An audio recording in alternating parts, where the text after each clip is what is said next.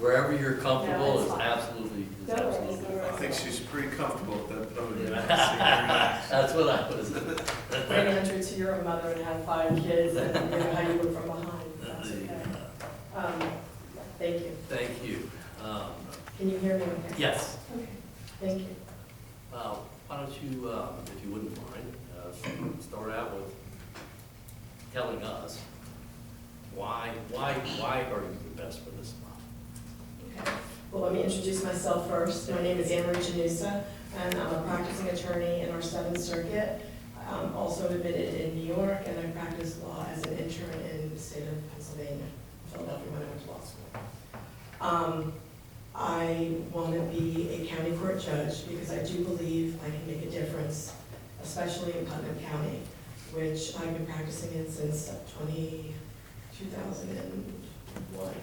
Right after, 1999, 2000, when I first came to this area from New York. It's the People's Court. I have a well-varied experience throughout my career, from representing when I started at Legal Aid in the Bronx, representing indigent criminal defendants, to when I came to Florida and started my private practice, where I represented multiple individuals, not only in county court and circuit. Over the genesis of my career, which started in county court, doing traffic citations, small claims matters. It's progressed over time, where a majority of my time now is in circuit court. I am well versed in the rules of evidence. I have represented multiple individuals where there's been pro se's on the other side, as well as manned different pro se clinics to assist individuals so that they would have access to the courts.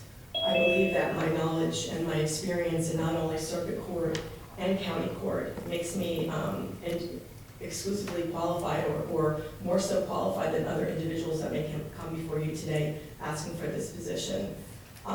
In regards to my pro bono service, I perform at least 100 hours a year to make sure that individuals do have access to our courts, because I think that's very important. And since county court is known as the People's Court, I do believe that my experience will bring to bear if I am selected to make it as a county court judge. I believe that my experience would serve me well on the bench in Putnam County. I noticed that you are AB rated from 2013. Yes, sir. And so you got that pretty much at about the earliest point that could occur. I probably could have gotten it earlier. I was always in the impression that I didn't need to have accolades. Just doing a good job was what I thought was important.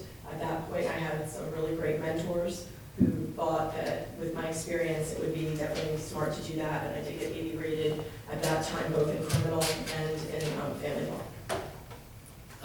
As I remember, your husband is a retired deputy? Yes, he was. My husband's been retired since 10 years ago, so 2013. And I'm just curious, in terms of philosophies, your history in terms of defending indigents, et cetera, from one hand and deputy on the other, how do those conflate? Well, we both believe in the Constitution, and although we're on, it's really important, and my husband is probably one of the best cops I've ever met in my entire life, and I've had multiple dealings with law enforcement, albeit I married him over 20 years ago, and we're still together. He supports what I do, and I will tell you my experience is varied, that I've also represented law enforcement officers who have been charged with crimes. And that is a very difficult position to be put in, especially with public opinion and just what's at stake. I've represented officers in injunction cases, divorce cases, as well as civil disputes. When we, as a couple, got together, we made a promise that that was not going to come between us. And if there were any times where there was a potential conflict, obviously, since it's his job, I would get off. I can only tell you, in 20 years practicing while he was a cop, there might have been one case where there was a conflict where he actually wanted to get off the case because he only had a very small part of it. Happened to be a death penalty case, so I was already invested, and after consulting with everybody, there was no conflict, which was great, and then I obviously tried the case. Currently reside in St. Johns County, is that right? I do, yes. And how do you anticipate dealing with that? So interesting story about, I want to say maybe 5 or 6 years ago, we had made the determination, because I love Putnam County, it's where I started my career. I had my first boiled peanut in Putnam County. I got to go to a lot of the local restaurants in Putnam County, and as somebody who came from a different location, I thought it was very interesting that one of the best kept secrets in our circuit was the fact that Putnam County is surrounded by water on 2 sides, and developers haven't realized yet how important or how lucrative that could be. Hopefully they don't figure it out, but I think unfortunately they are. So I started my career there. I was there at least 2 or 3 times a week, got to meet all court personnel, the judges. I practiced before Peter T. Miller when he was there. I practiced before Judge Hedstrom, there's so many, Judge LaRue, who was a former judge there, and Judge Nichols, actually. So I'm very familiar. 5 years ago, back to my story, we bought property with the intent of me moving part of my practice over there. COVID hit, and our plans after we had met with our home builder, unfortunately, like a lot of people, had to be put off for a little bit longer. So I do have a location. I'm actually going to be signing a lease in the next couple of weeks either way, because we had planned on doing something there. We do own property, not only Melrose, but Hawthorne. So I'm very familiar with Putnam County, and it's been like a second home. We have family members there, so I'm very comfortable and confident there. That won't be an issue. I have a question, I'm sorry, I'm a little hoarse. That's okay, I understand. So one of the factors that we consider is electability.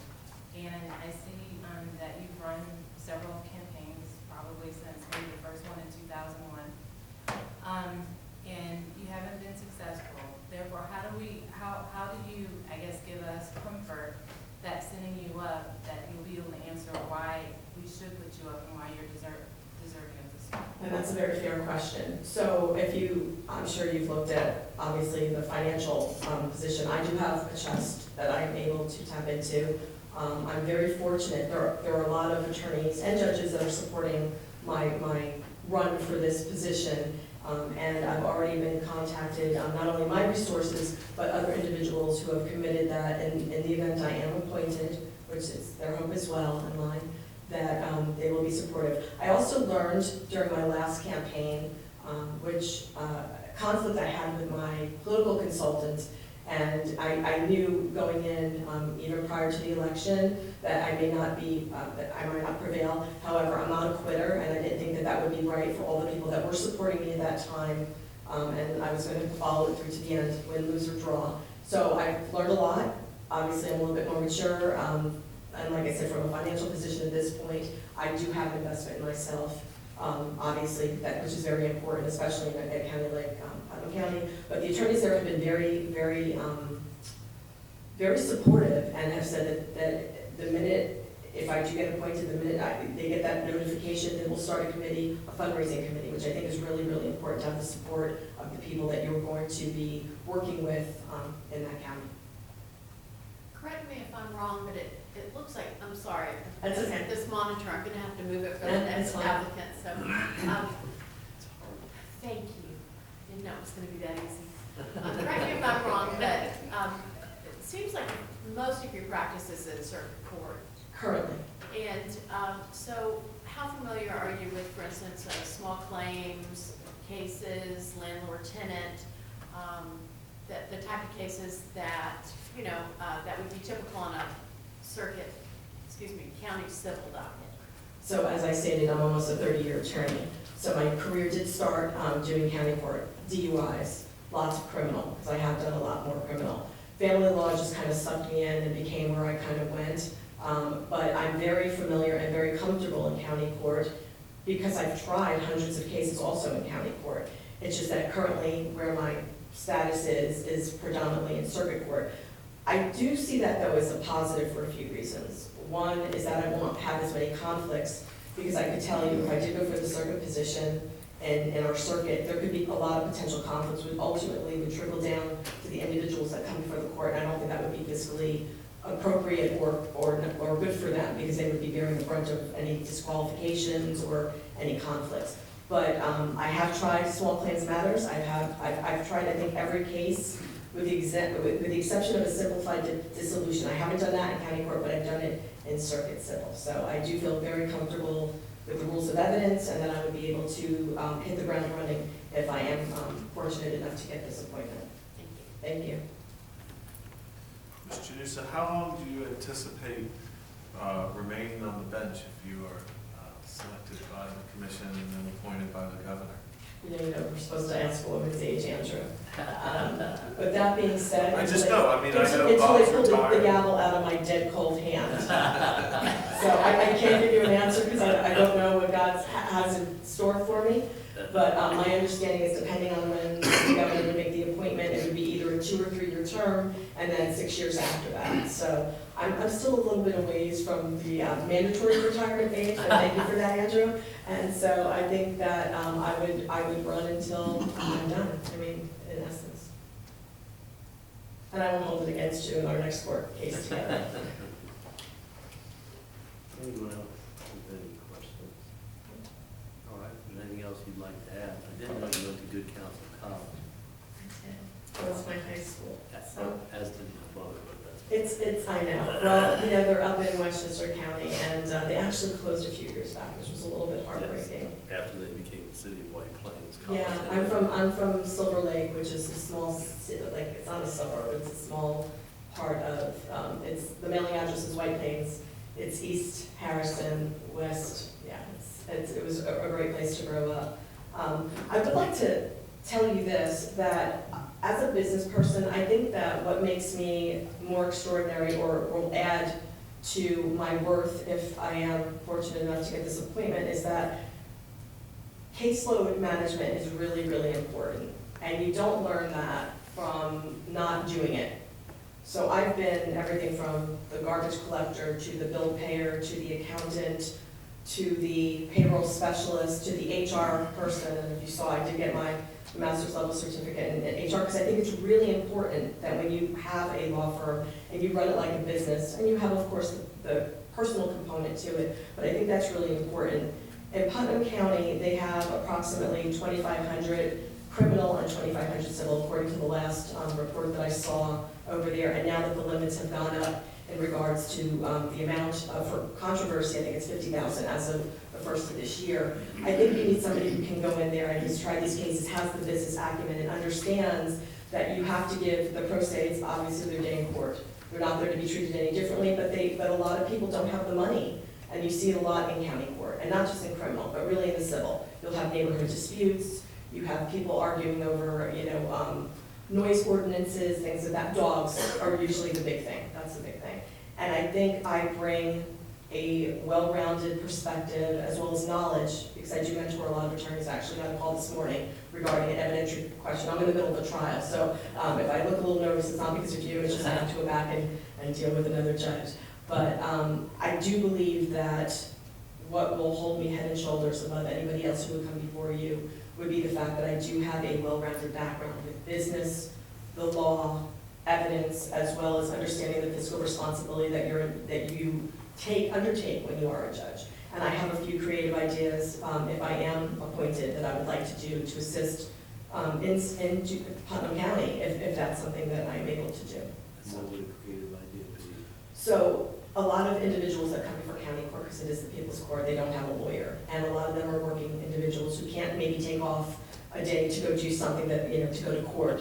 What I would love to see would either be a lunch court and or an evening court, which obviously in conjunction with the clerk's office, because obviously you would have to find people to do that. And it wouldn't be mandatory, we would give it a test run to see how that goes. But to have to miss a whole day of work to come in for a traffic ticket, or to have to miss a whole day of work to handle your court case just for the case to be continued, maybe because the state's not ready. I think a better use of them, and they would be appreciative, would be the fact that they could come to court at a time that would normally be like their time off, so that they're not losing money to feed their families, and they're able to resolve their cases if that's the way it can. The way it would help the clerks is whether or not they're parents, or they have elderly family members that they want to take care of, maybe having the comp time where they can leave earlier that day, or maybe a day of their choice, I think would be very beneficial and help with the morale that you will see. Sometimes in clerk's office, you know, they miss their kids' field trip, or maybe their mother has a doctor's appointment that they need to go to. And creative ways that don't cost a lot of money, I think are really important. And that only comes from doing this as long as I have and having the common sense and business, you know, acumen that I do believe I possess. So, Thank you very much. appreciate it. Appreciate your time, and if there's anything else you'd like to add, we have a couple minutes. No, I look forward to seeing you, and I appreciate your consideration to what I consider a very important position. Thank you. Thank you. Take care. The phone number on your application, did you give us a cell number? Yes. Okay, and would that be a good number to contact you later on today? Yeah, just if you could wait till after 5, I am in traffic till 5:05, but after that, I should. Thank And you. it's gonna be today. Oh, it is today? Yeah, I was okay, wondering that's how fine. that was gonna work, so I do appreciate all your time and attention, but thank you. Thank you. Thank you. Take care.